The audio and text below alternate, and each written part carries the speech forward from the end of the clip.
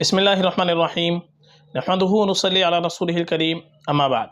محترم ناظرین کرام، ایک صاحبہ ہیں سامیہ ملک، ان کا سوال ہے روزینہ نام ہم رکھ سکتے ہیں کیا؟ یہ صحابیات کے نام ہیں، بتا دیجئے پلیز۔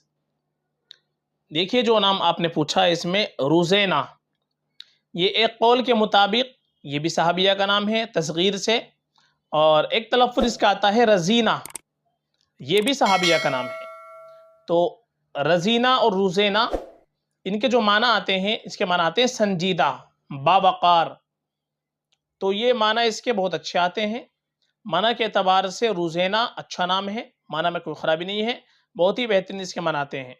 اور ایک قول کے مطابق روزینہ یہ صحابیہ کا نام بھی گزرا ہے، تو صحابیہ کی نسبت سے بہت ہی مبارک نام ہے، باعث برکت نام ہے، یہ نام بالکل ہم رکھ سکتے ہیں۔ اور اسی طریقے سے رزینہ ایک نام آتا ہے، رزینہ بھی صحابیہ کا نام ہے، اور اس کے معنی بھی یہ سنجیدہ، باوقار، متانت اسی کے آتے ہیں۔ تو رزینہ نام بھی رکھا جا سکتا ہے، یہ بھی صحابیہ کا نام ہے، بہت ہی مبارک نام ہے، باعث برکت نام ہے۔ اور صحابیہ کا نام ہو تو ہم کو معنی کی طرف توجہ نہیں دینی چاہیے، ان کے نام کی نسبت ہی کافی ہوتی ہے۔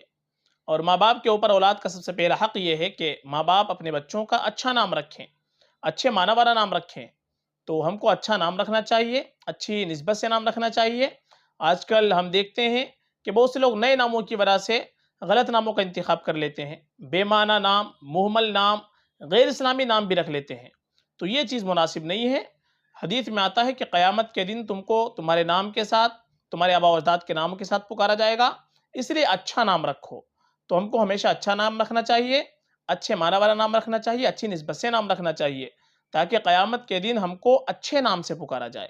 تو یہ روزینہ نام اچھا ہے، معنی کے اعتبار سے اور نسبت کے اعتبار سے بھی مبارک نام ہے، بالکل ہم رکھ سکتے ہیں۔